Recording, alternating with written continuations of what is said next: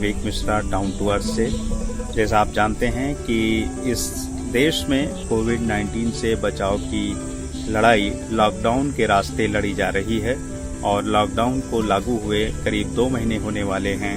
हम लॉकडाउन के चौथे चरण में दाखिल हो चुके हैं। इन 2 महीनों के दरमियान हमने जिंदगी के कई रंग देखे।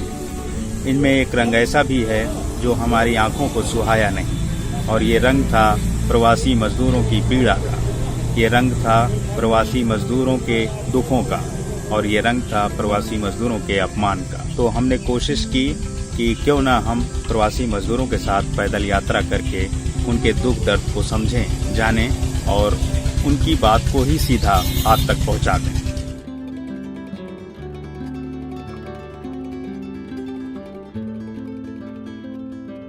16 मई को 11 बज रहे थे और मैं आनंद विहार के लिए निकला। मेरा डेरा GD colony Mayur Vihar phase 3 में है और दोनों के बीच की दूरी करीब 5 किलोमीटर होगी। तो मैंने पैदल ही वहां से अपने घर से यात्रा शुरू की। एक बैग लिया और कुछ जरूरी सामान खाने पीने के और 1-2 कपड़े, साथ में कुछ दवाइयाँ, और मैं फिर वहां से चल पड़ा। जब आनंद विहार पहुंचा तो देखकर दंग रह गया, क्योंकि वहां पर सैकड़ों मजदूरों को पुलिस लाठियों के जरिए भगा रही थी कि आप वापस जहां से आए हैं वहां से लौट जाइए। ये बात सबके लिए सामान्य नहीं हो सकती है। मेरे लिए सामान्य हो सकती थी, और लोगों के लिए हो सकती थी जो पहली बार आनंद विहार के दहलीज पर पहुंचे थे। लेकिन ये बात मुझे रास्ते में मिले विनोद कुमार के लिए असहज करने वाली थी, क्योंकि वो करीब 15 मई को अपने घर से निकले थे राजौरी गार्डन से, और 16 मई की दोपहर 11 बजे तक वो सीमा पार नहीं कर पाए थे। जितनी सीमाओं पर वो गए उतनी बार पुलिस का अपमान उनको झेलना पड़ा, और वो थक हार कर एक बच्चे के साथ वहीं पर बैठ गए। वो बच्चा उनके गांव से टहलने आया था और वो लॉकडाउन में फंस गया था। तो मेरी उनकी मुलाकात गाजीपुर शमशान घाट के पास हुई। वहां हमने तय किया कि हम बॉर्डर जरूर क्रॉस करेंगे, लेकिन गाजियाबाद के रास्ते। तो जो मयूर विहार फेज 3 से गाजियाबाद का जो रास्ता है वो हमने पकड़ा, और गाजियाबाद ओवरब्रिज पार करते ही हम पहुंच गए यूपी के बॉर्डर में। लेकिन ये इतना आसान नहीं है जितना मैं कह रहा हूं, क्योंकि ये एक ऐसी फीलिंग थी, मेरे साथ में जो मजदूर चल रहे थे उनकी ऐसी फीलिंग थी, जैसे लग रहा था कि वो एक देश की सीमा को लांघ गए हैं और अपने देश की सीमा में दाखिल हो गए हैं। विनोद बाबू, कल से बॉर्डर पार कर रहे हो, आज जाके तुमको सफलता मिली है? हैं? बॉर्डर पार करते ही केजरीवाल का पावर खत्म। केजरीवाल के पावर के चलते क्या हुआ बाबू? हाँ, तो ये एक ऐसा पल था जिसको जीना बड़ा एक अलग एहसास वाला था, जो मुझे जीने का मौका भी मिला। और हम फिर जब वहां पहुंचे तो जो व्यवस्था की अमानवीयता होती है उसका भी दर्शन हो गया। वहां पर एक ब्रोकर पहुंचा जिसने 1500 रुपए की डिमांड की ताकि वो लखनऊ पहुंचाते लोगों को। 1500 रुपए, यकीन मानिए उन मजदूरों के जेब में इतने भी पैसे नहीं थे कि वो एक वक्त का भोजन कर लें, इसलिए बात तो बननी ही नहीं थी। और हमने फिर आगे पैदल ही रास्ता तय करना शुरू किया। अभी कुछ 8 किलोमीटर चले होंगे लाल कुआं रोड पर, वहां फिर से पुलिस का एक डेरा हम लोग को मिलता है, और मैं तो खुद को मीडिया कर्मी बताकर बच जाता हूं, लेकिन विनोद और उसके साथ में वो बच्चा वहां बैठा दिया जाता है, और एक बस आती है। उस बस में उन्हें फिर से वापस ढकेल दिया जाता है। बस उनको वहां से वापस दिल्ली लेकर पहुंचाती है। तो उनका मेरे दिल में ऐसा आता है कि लगता है उनका एक ऐसा सपना टूटा होगा। कैसे वो 2 दिन से कोशिश कर रहे थे उस बॉर्डर को पार करने की, और फिर से वापस उस बॉर्डर में पहुंच गए।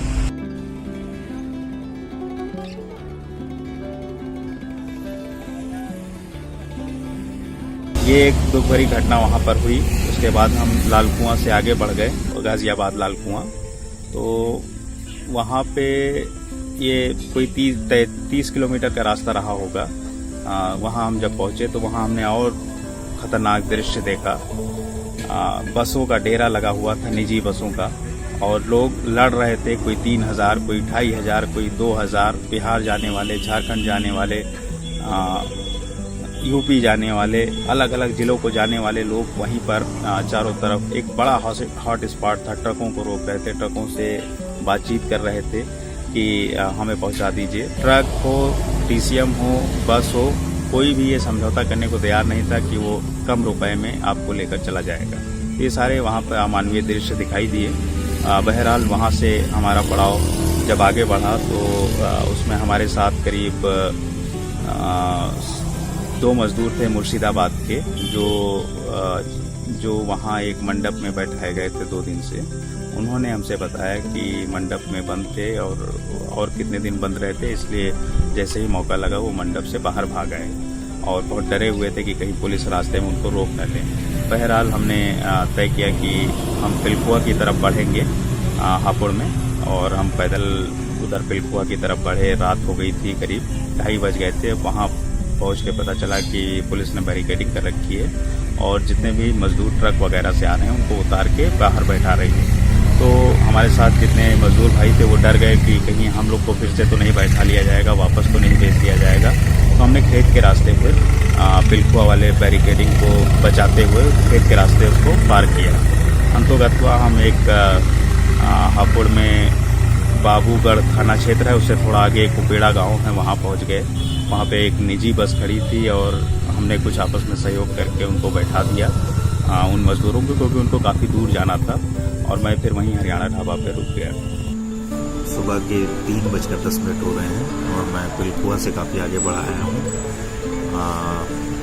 अब जाके थोड़ा पैरों में दर्द है, नींद तो नहीं आ रही है, लेकिन ये बात है कि मेरे साथ जो और मजदूर लोग थे उनको अभी गाड़ी में बैठा दिया है मैंने, क्योंकि उनको अभी घर पहुंचने की जल्दी है और जो भी साथ में हमें इस तरह से मिल रहे हैं लोग, उन्हें हम छोड़ते जा रहे हैं। मैंने सोचा था कि शायद कोई लंबी यात्रा करेगा तो मैं उसके साथ रहूँगा, लेकिन मुझे पड़ाव दर पड़ाव लोग मिल रहे हैं।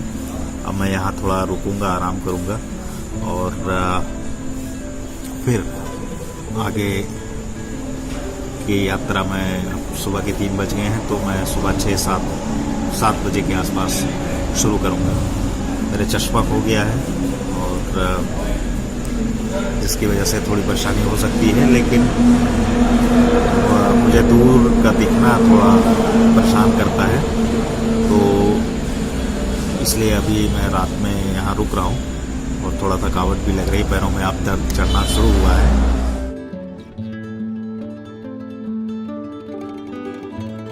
उस ढाबे पे 2-3 घंटा मैंने बिताया होगा, मोबाइल वगैरह चार्ज किया। फिर वहाँ से मैं पैदल अमरोहा की तरफ बढ़ने की कोशिश कर रहा था, लेकिन पता चला कि बाबूगढ़ थाना क्षेत्र में ही हज़ारों प्रवासी मजदूर बैठे हुए हैं और पुलिस ने उनको वहाँ पे बैठाया हुआ है। मैं वापस गया तो वहाँ की पुलिस जो है वो मैंने देखा कि 9:30 बज रहे थे करीब उस वक्त। ये 17 तारीख की बात है सुबह की, और वहाँ पे करीब 1000 मजदूर थे जिनको बहुत करीब बैठे हुए थे और सोशल डिस्टेंसिंग वगैरह जैसी कुछ चीज़ दिखाई तो नहीं दे रही थी, लेकिन कोशिश हो रही थी। तो उनको खाना पानी दिया जा रहा था अलग अलग माध्यमों से, और वो जो खाना पानी उनको दिया जा रहा था इससे उनको बड़ी राहत मिल रही थी। अलग अलग करीब 11 बसें आई वहाँ पर दिन भर, और पता चला कि किस तरह से बिहार झारखंड जाने वाले लोगों ने कर्ज के पैसे से साइकिलें खरीदी थी और वो साइकिल से ही उतना लंबा रास्ता तय करने वाले थे, लेकिन उनको भी बस में बैठा दिया गया। तो एक राहत भरी खबर थी उस दिन। सभी को 10 शाम तक पुलिस ने जो है 10-11 बसों के जरिए रवाना कर दिया अपने अपने ज़िलों की तरफ। फिर वो करीब 6 बजे होंगे 2-3 और मजदूर आए जो कि अकेले पड़ गए थे अहमदाबाद से, तो उनके साथ फिर मैं आगे बढ़ा और ब्रिज घाट पहुंचा। ब्रिज घाट पहुंचते ही वो एक ऐसा दृश्य था जो काफ़ी हृदय विदारक दृश्य था। वहाँ पे बैरिकेडिंग कर दी गई थी, तो वहाँ पे हज़ारों मजदूर रुके। वहाँ जाके पता चला कि किस तरह से 20 हज़ार रुपये खर्च करके लोग वहाँ तक पहुँचे थे और उनका पैसा पानी हो गया, क्योंकि पुलिस ने उनको DCM वगैरह से उतार दिया था। तो हम आते हैं यहाँ गंगा के पुल पे उतार दी, पुलिस वालों ने लौटा दी गाड़ी। जी। तो फिर रोड पे सामान उतार गया, तो फिर यहाँ रखवाया है हमारा सामान। कई एक ऐसी दुखद घटनाएं भी पता चली कि माँ को दूध नहीं उतर रहा है क्योंकि उसको खाना नहीं मिला था, बच्चे को दे नहीं पा रही थी। ये भी पता चला कि रिक्शे पे पूरी गृहस्थी लादे हुए थे ठेलिया पे। उन लोगों ने कहा कि अगर ये ठेलिया उनके साथ नहीं जाएगी तो वो गाँव में जाकर जिएंगे कैसे। एक बिना पैसे मैं पैदल जा रहा हूँ सर, रिक्शा लेकर के। जी। पैदल जा रहा हूँ रिक्शा लेकर के, और उसमें रुक दिए मत उधर मन जाओ। तो अभी रिक्शा तो छोड़ नहीं सकते हैं आप? नहीं, रिक्शा नहीं छोड़ेंगे सर, वही रोजी रोटी मेरी है। तो सब अलग अलग समस्याएं थी और इन्हीं समस्याओं से खुले मैदान में हम लोग रात भर झेलते रहे। सुबह जब कड़ी धूप हुई तब भी कोई खास व्यवस्था नहीं की गई। एक अमानवीयता थी पुलिस की कि इनको जल्दी से यहाँ से भेज दिया जाए। मेरे पीछे आपको एक कतार दिख रही है लंबी सी, इस तरफ भी देख लीजिए। ये सुबह 4 बजे हम सभी लोगों को यहाँ से जगा के, जितने भी लोग थे उनको जगाने के बाद लाइन में लगवा दिया गया। बहुत सारे लोगों की नींद पूरी हुई, बहुत सारे लोगों की नींद नहीं पूरी हुई। पुलिस बीच बीच में आ रही है और लगातार लाइन में लगवा के लोगों को, और फिर उसके बाद चली जा रही है यहाँ से। अब सभी लोग बस का इंतज़ार कर रहे हैं। तो ये वही प्रक्रिया अपनाई जा रही है जो कल हापुड़ में अपनाई गई थी, लेकिन वहाँ से थोड़ी सी अमानवीयता यहाँ ज़्यादा है। वहाँ पर लोग खाने पीने के सामान और सारी चीज़ें वहाँ उपलब्ध हो रही थी, लेकिन यहाँ पर अभी तक ऐसा कुछ सुबह से इन लोगों को कुछ मिल नहीं पाया है। कंपनी तो बंद हो गई। कब से हो गई? 1.5 महीना हो गई। अच्छा, तो 1.5 महीने के बीच में पैसा मिला आपको? नहीं, कोई पैसा नहीं दिया। तो क्या कर रहे थे, मतलब आप वहाँ कैसे काम चला रहे थे? जितने दिन पैसे थे उतने दिन खाए, उसके बाद में पैसा खत्म हो गया कल। अच्छा, तो कब चले थे आप? कल चले थे। कैसे चले हैं वहाँ से? पैदल चले। पूरा एक ट्रक वाला मिल गया था तो मुझको यहाँ पे आके हापुड़ में छोड़ दिया, तो हापुड़ से पैदल आए। तो ये एक वहाँ पे सब चीज़ें पता चली। फिर हम वहाँ से मुझे पुलिस ने वहाँ पे आगे बढ़ा दिया कि आप आगे चले जाइए, यहाँ पे ज़्यादा रिपोर्टिंग हो रही है।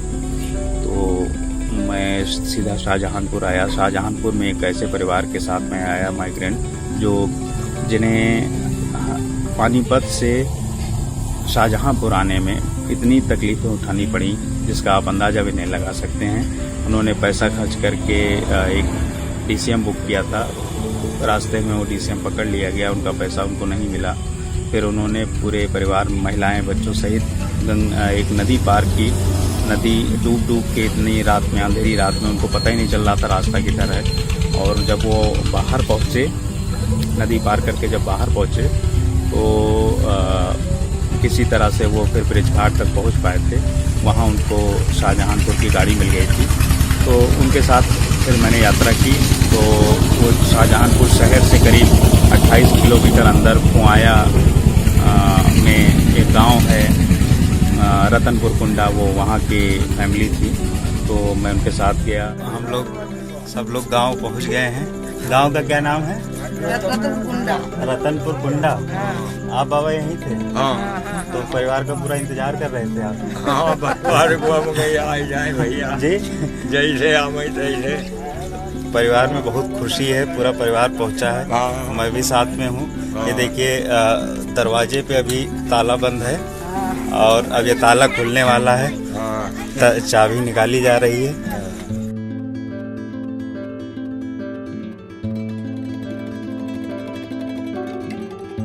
बहरहाल रात अच्छे से बीती। अगले दिन कुछ जटिलताएं गांव की पता चली कि कैसे, एक तो उनके पास कोई आधार नहीं है कि गांव में वो कुछ कमाई करेंगे क्योंकि उनके पास ज़मीन का एक छोटा सा टुकड़ा है। दूसरी बात कि मनरेगा कार्ड वगैरह भी नहीं काम करता है, तो वहाँ पे उनको काम मिलने में भी परेशानी होगी। तीसरी बात, कोई ऐसा कोई साधन नहीं है, ठोस चीज़ नहीं है जिससे वो व्यापार कर पाए। तो ये अभी उनके रोजगार का संकट उनके सामने रहेगा। पंचायत स्तर पर ये हो रहा था कि चूँकि बाहर से आए थे तो वहाँ पे जांच वगैरह की पुष्टि के लिए लोग आ रहे थे कि आप कहाँ से आए, क्या है, नाम वगैरह ले रहे थे, लेकिन किसी तरह की कोई दिक्कत नहीं थी। तो अब उनके सामने भविष्य का अंधेरा है। ये बात है कि वो शहर से लौट गए, शहर में तो उनका छिन गया जो कुछ था, अब गांव में भी उनका कुछ आगे नहीं है। तो हो सकता है चल के ये आगे सामाजिक लड़ाई भी हो, या हो सकता है कि क्योंकि कोई सहायता की उम्मीद अभी हाल फिलहाल तो नहीं दिखाई देती है। तो एक बात ये वहाँ पर पता चली, और वहीं पर एक चीज़ और ये पता चली, एक बहुत दुखद घटना उसी परिवार में, कि वहाँ का एक लड़का बवाना में प्लास्टिक दाना फैक्ट्री में काम करने गया था दिसंबर में, और वो उसकी उंगलियां कट गई थी, जिससे उसके मालिक ने उसको फैक्ट्री में रखा। फैक्ट्री में उसका इलाज वगैरह किया, जैसे ही ठीक हुआ तो 10-20 दिन और काम कराया फरवरी के बाद, लेकिन फिर लॉकडाउन हो गया तो उसने भगा दिया। कई महीनों से लगातार बिना पैसे के था, और फिर लॉकडाउन में और भी पैसे खत्म हो गए थे। तो एक बड़ी मुसीबत थी, जिससे उनके पिताजी ने कर्ज लेकर उसको वापस बुलवाया था। तो इस तरह की घटना, हृदय विदारक घटनाएं जो है वो पता चलती रहीं। तो अब ये है कि ये जो गांव है, इनमें जो लोग लौट के आए हैं, इनमें आगे का जो भविष्य है वो मनरेगा बहुत ज़्यादा संभाल नहीं पाएगा, क्योंकि मैं मीरपुर लखीमपुर में ही एक गांव है वहाँ गया था, जहाँ 4-5 लोग भाई हैं जो बता रहे थे कि मजदूरी जो मनरेगा से मिलती है उससे उनके परिवार का भरण पोषण नहीं हो सकता है। उनका खुद का परिवार कुछ पढ़ा लिखा नहीं है, उनके बच्चे भी नहीं पढ़े लिखे हैं, तो और वो पढ़ा भी नहीं सकते, क्योंकि उनके घर में 2-2, 3 दिन खाना भी नहीं बनता है। ऐसी स्थिति में जब बारिश या आंधी आ जाती है, तो ये स्थितियां भारत में अभी हैं, और हम इनसे पर्देदारी कर रहे हैं। तो हम जब घूम के इन सब चीज़ों को देख रहे हैं, तो अब हमें रास्ते की तरफ भी, समाधान की तरफ भी बढ़ना चाहिए, ऐसा मुझे लगता है। तो एक संक्षिप्त बात यही है इस यात्रा का। करीब मैंने 500 से ज़्यादा किलोमीटर की दूरी तय की है, जिसमें 200 किलोमीटर से ज़्यादा, मैं 250 किलोमीटर आप कह सकते हैं, मैं पैदल यात्रा की है प्रवासियों के साथ। और तभी उन्होंने मुझे इतनी गहराई तक बहुत सारे दुख दर्द साझा किए हैं, और उसमें कोई उपेक्षा नहीं रही है, काफ़ी स्वागत भी किया है। और हम उनसे आगे भी जुड़े रहेंगे, जो कुछ भी बात होगी हम आप तक पहुंचाते रहेंगे।